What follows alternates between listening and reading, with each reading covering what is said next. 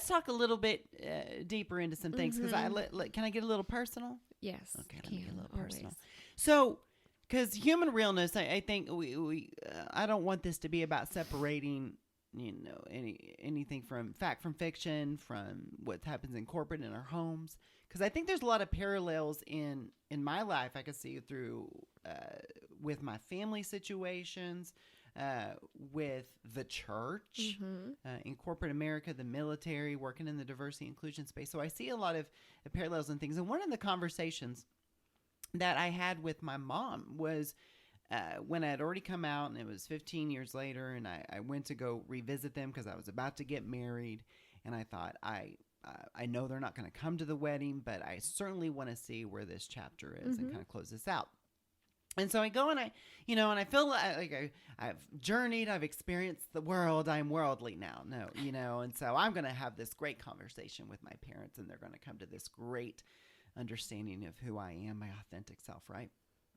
And so I go and I have this conversation, and I really laid out some good factual things about being gay, how we're gay, all these things that I've learned, and I really broke it down for him, and even understanding like more about the Bible, how I was conditioned into this understanding of this fundamental doctrine. And so I was like, let's look at some history there. So I was having a good conversation with them that wasn't fighting. And then there was this moment where my mom, like it clicked, and she got upset and just started crying. And she goes, "You're just trying to take my foundation away." And I think that in that moment with her, she was being incredibly honest, because I wasn't trying to. I wasn't trying to shame her for even how they grew up and what they believed in. I didn't want to shame that part of them, right?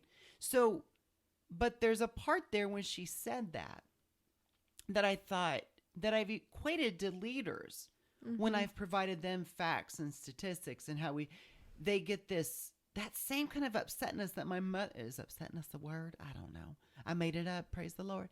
And so there's that little piece right there that I can't help but think that there's similarities there in those reactions, those triggers. Yeah, she's stuck in or. Yes.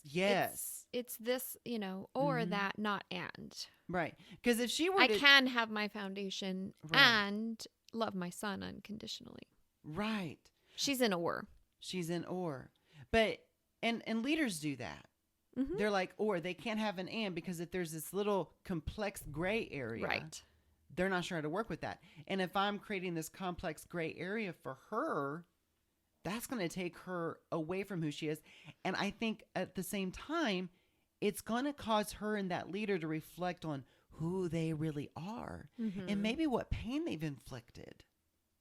And I think a lot of times that's where a willful ignorance comes in, because you do, when it comes to authenticity, you have to realize that, are you going to be okay with the things that you've done, not as regrets, but where you can do some course correction for yourself?